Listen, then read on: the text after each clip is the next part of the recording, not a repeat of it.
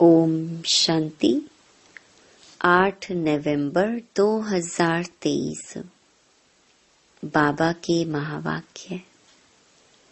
मीठे बच्चे, देह सहित यह सब कुछ खत्म होने वाला है, इसलिए तुम्हें पुरानी दुनिया के समाचार सुनने की दरकार नहीं।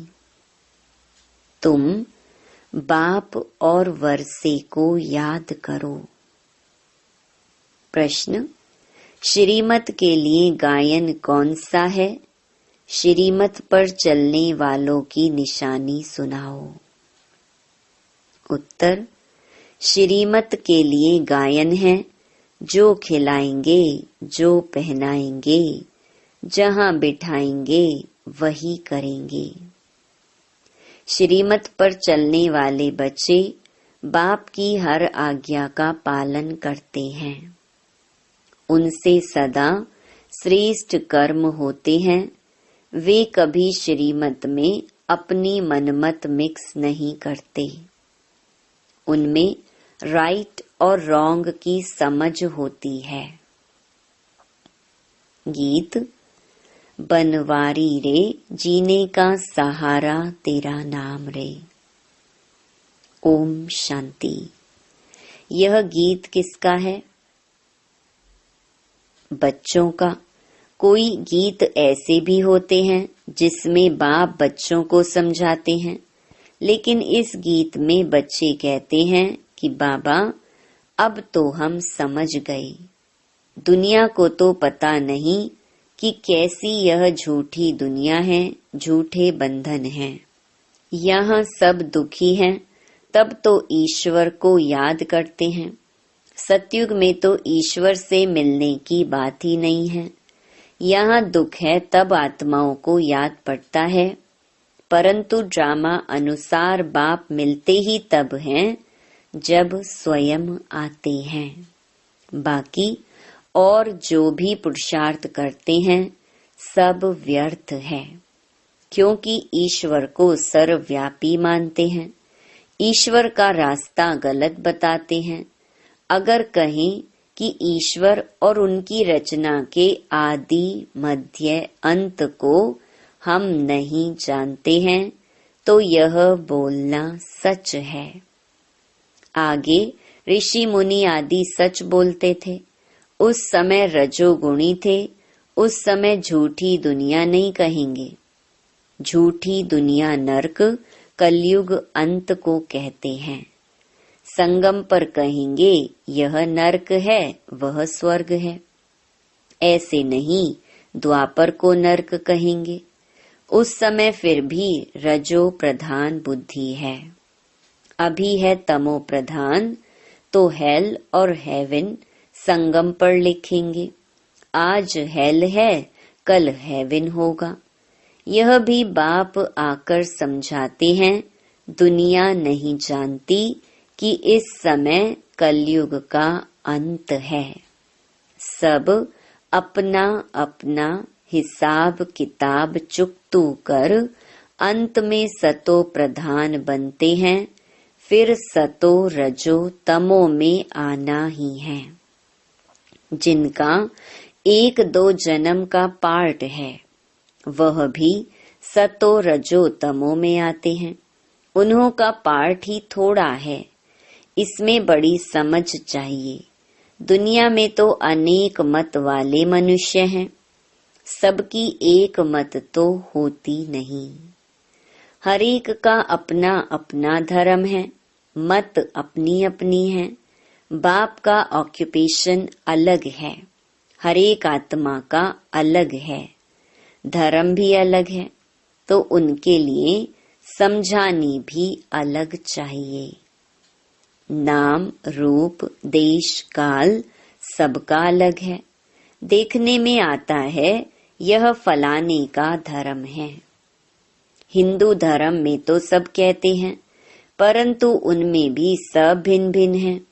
कोई आर्य समाजी, कोई सन्यासी, कोई ब्रह्म समाजी। सन्यासी आदि जो भी हैं, सबको हिंदू धर्म में मानते हैं। हम लिखें कि हम ब्राह्मण धर्म के हैं अथवा देवता धर्म के हैं, तो भी वे हिंदू में लगा देते हैं, क्योंकि और कोई सेक्शन तो उन्हों के पास है ही नहीं।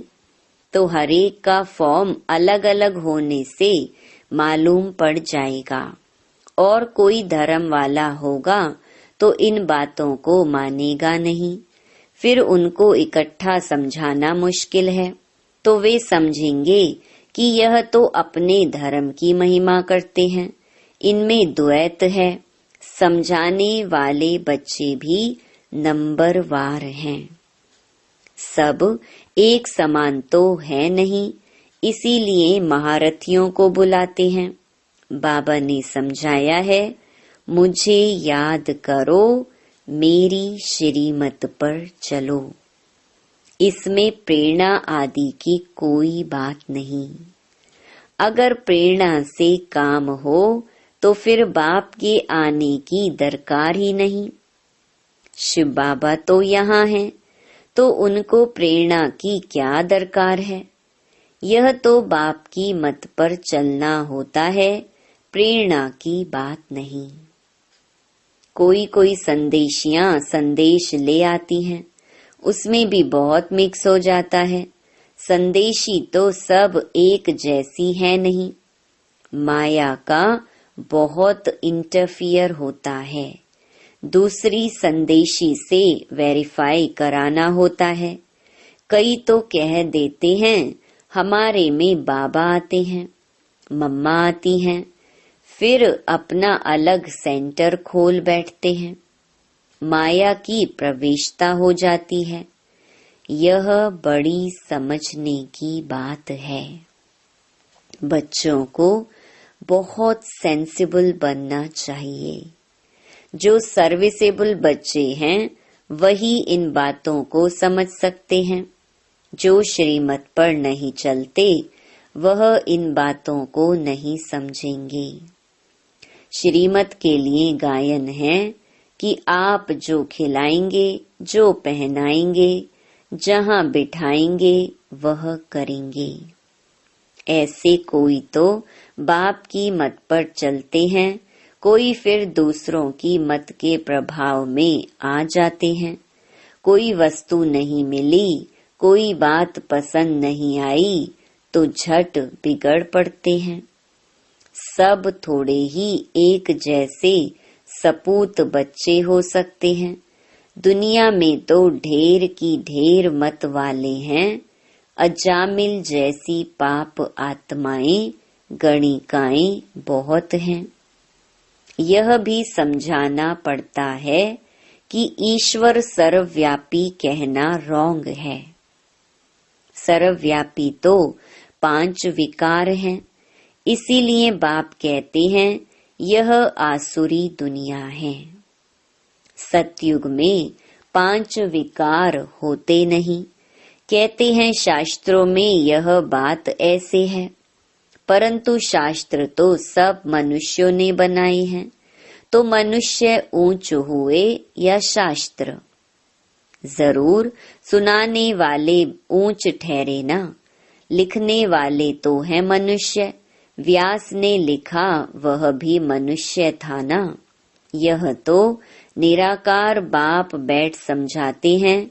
धर्म स्थापकों ने जो आकर के सुनाया उसका फिर बाद में शास्त्र बनता है। जैसे गुरु नानक ने सुनाया, बाद में ग्रंथ बनता है। तो जिसने सुनाया उसका नाम हो गया। गुरु नानक ने भी उनकी महिमा गाई है। सबका बाप वह एक है। बाप कहते हैं जाकर धर्म स्थापन करो। यह बेहद का बाप कहते हैं मुझे तो कोई भेजने वाला नहीं। शिव बाबा खुद बैठ समझाते हैं, वह है मैसेज ले आने वाले, मुझे कोई भेजने वाला नहीं। मुझे मैसेंजर व पैगंबर नहीं कहेंगे। मैं तो आता हूँ बच्चों को सुख शांति देने। मुझे कोई ने कहा नहीं, मैं तो खुद मालिक हूँ। मालिक को भी मानने वाले होते हैं, परंतु उनसे पूछना चाहिए कि तुमने मालिक का अर्थ समझा है? वह मालिक है, हम उनके बच्चे हैं, तो जरूर वर्षा मिलना चाहिए। बच्चे कहते हैं हमारा बाबा, तो बाप के धन के तुम मालिक हो। मेरा बाबा बच्चे ही कहेंगे, मेरा बाबा तो फिर बाबा का धन भी मेरा। अभी हम क्या कहते हैं? हमारा शिव बाबा। बाप भी कहेंगे यह हमारे बच्चे हैं। बाप से बच्चों को वर्षा मिलता है, बाप के पास प्रॉपर्टी होती है। बेहद का बाप है ही स्वर्ग का रचयिता। भारतवासियों को भी प्रॉपर्टी किससे मिलती है? शिव बाबा से। शिव जयंती भी मनाते हैं। शिव जयंती के बाद फिर होगी श्री कृष्ण जयंती, फिर श्री राम जयंती। बस मम्मा बाबा की जयंती व जगदम्बा की जयंती तो कोई गाते नहीं। शिव जयंती, फिर राधे कृष्ण की जयंती, फिर राम सीता जयंती। जब शिव बाबा आए तब शूद्र राज्य विनाश हो, यह राज भी कोई समझते नहीं। बाप बैठ समझाते हैं, वह आते हैं जरूर। बाप को क्यों बुलाते हैं? श्री कृष्ण पुरी स्थापन करने। तुम जानते हो शिव जयंती बरोबर होती है। शिव बाबा नॉलेज दे रहे हैं, आदि सनातन देवी देवता धर्म की स्थापना हो रही है। शिव जयंती है बड़े ते बड़ी जयंती, फिर है ब्रह्मा विष्णु शंकर। अब प्रजापिता ब्रह्मा तो मनुष्य सृष्टि में है, फिर रचना में मुख्य हैं लक्ष्मी नारायण। तो शिव है मात पिता, फिर मात पिता ब्रह्मा और जगत अम्बा भी आ जाते हैं। यह समझने और धारण करने की बातें हैं। पहले पहले समझाना है। बाप परम पिता परमात्मा आते हैं पतितों को पावन करने। वह नाम रूप से न्यारा हो तो उनकी जयंती कैसे हो सकती? गॉड को फादर कहा जाता, फादर को तो सब मानते हैं। निराकार है ही आत्मा और परमात्मा। आत्माओं को साकार शरीर मिलता है, यह बड़ी समझने की बातें हैं। जो कुछ भी शास्त्र आदि नहीं पढ़ा हुआ हो तो उसके लिए और ही सहज है। आत्माओं का बाप वह परम पिता परमात्मा स्वर्ग की स्थापना करने वाला है। स्वर्ग में होती है राजाई, तो जरूर उनको संगम पर आना पड़े। सतयुग में तो आ ना सके। वह प्रालब्ध 21 जन्मों का वर्षा संगम पर ही मिलता है। यह संगम युग है ब्राह्मणों का। ब्राह्मण है चोटी, फिर है देवताओं का युग। हर एक युग 1250 वर्ष का है। अभी 3 धर्म स्थापन होते हैं, ब्राह्मण, देवता, क्षत्रिय। क्योंकि फिर आधा कल्प कोई धर्म नहीं होता। सूर्यवंशी चंद्रवंशी पूज्य थे, फिर पुजारी बन जाते हैं। वह ब्राह्मण तो किस्म किस्म के होते हैं। अभी तुम अच्छे कर्म कर रहे हो, जो फिर सतयुग में प्रालब्ध पाओगे। बाप अच्छे कर्म सिखलाते हैं। तुम जानते हो हम श्रीमत पर कैसे कर्म करेंगे, औरों को आप समान बनाएंगे तो उसकी प्रालब्ध मिलेगी। अभी सारी राजधानी स्थापन होती है। आदि सनातन देवी देवता धर्म की राजधानी होती है। यह है प्रजा का प्रजा पर राज्य।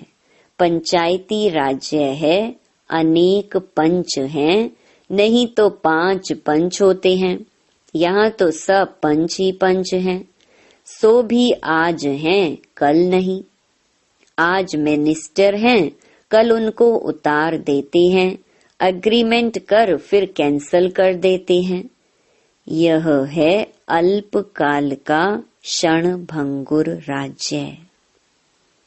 किसको भी उतारने में देरी नहीं करते हैं। कितनी बड़ी दुनिया है। अखबारों में कुछ न कुछ पता पड़ता है। इतने सब अखबार तो कोई पढ़ नहीं सकता। हमको इस दुनिया के समाचार की दरकार ही नहीं। यह तो जानते हैं, देह सहित सब कुछ इस दुनिया का खत्म हो जाने वाला है। बाबा कहते हैं, सिर्फ मुझे याद करो तो तुम मेरे पास आ जाएंगे। मरने के बाद सारा साक्षात्कार होगा। शरीर छोड़कर फिर आत्मा भटकती भी है। उस समय भी हिसाब किताब भोग सकते हैं।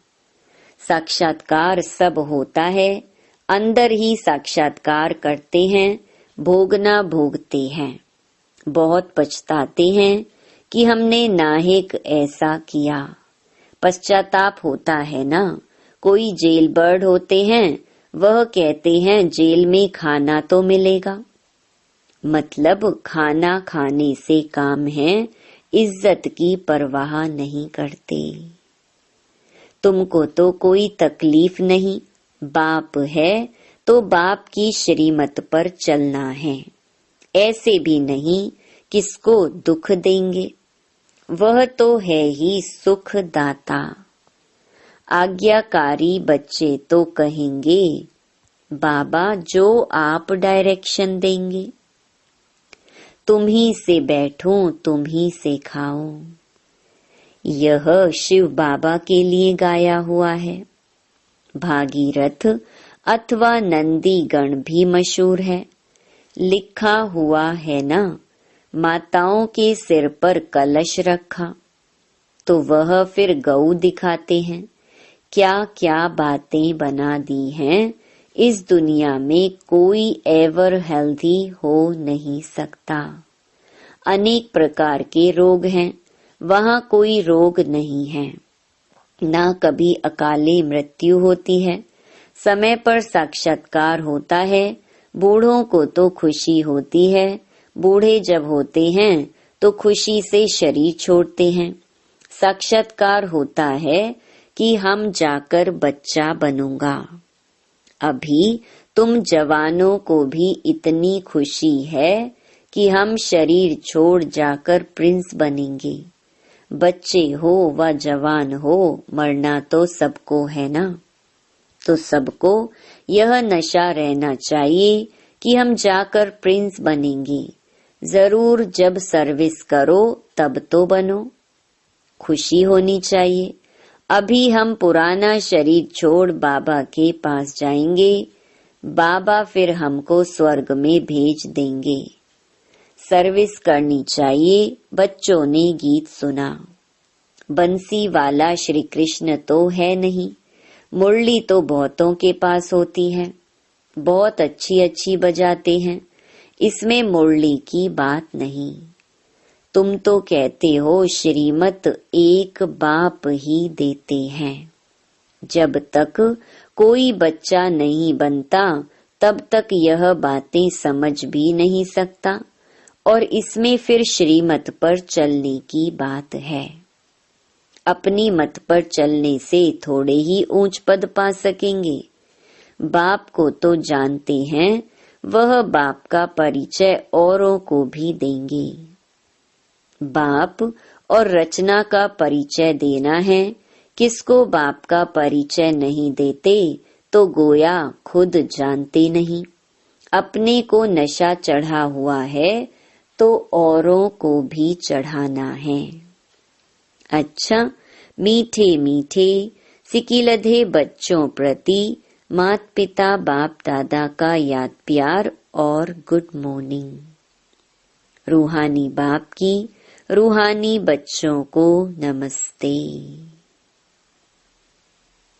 धारणा के लिए मुख्य सार। पहला, श्रीमत पर सदा श्रेष्ठ कर्म करने हैं। दूसरों की मत के प्रभाव में नहीं आना है। सपूत बन हर आज्ञा का पालन करना है। जो बात समझ में नहीं आती है उसे वेरीफाई जरूर कराना है। दूसरा, सदा इसी नशे व खुशी में रहना है कि हम यह पुराना शरीर छोड़ प्रिंस बनेंगे। नशे में रह ईश्वरीय सेवा करनी है। वरदान, निंदक को भी अपना मित्र समझ सम्मान देने वाले ब्रह्मा बाप समान मास्टर रचयिता भव। जैसे ब्रह्मा बाप ने स्वयं को विश्व सेवाधारी समझ हरेक को सम्मान दिया, सदा मालेकम सलाम किया, ऐसे कभी नहीं सोचा कि कोई सम्मान देवे तो मैं दूं। निंदक को भी अपना मित्र समझकर सम्मान दिया, ऐसे फॉलो फादर करो। सिर्फ सम्मान देने वाले को अपना नहीं समझो, लेकिन गाली देने वाले को भी अपना समझ सम्मान दो, क्योंकि सारी दुनिया ही आपका परिवार है। सर्व आत्माओं के तना आप ब्राह्मण हो, इसलिए स्वयं को मास्टर रचयिता समझ सबको सम्मान दो, तब देवता बनेंगे। स्लोगन, माया को सदा के लिए विदाई देने वाले ही बाप की बधाइयों के पात्र बनते हैं। ओम शांति।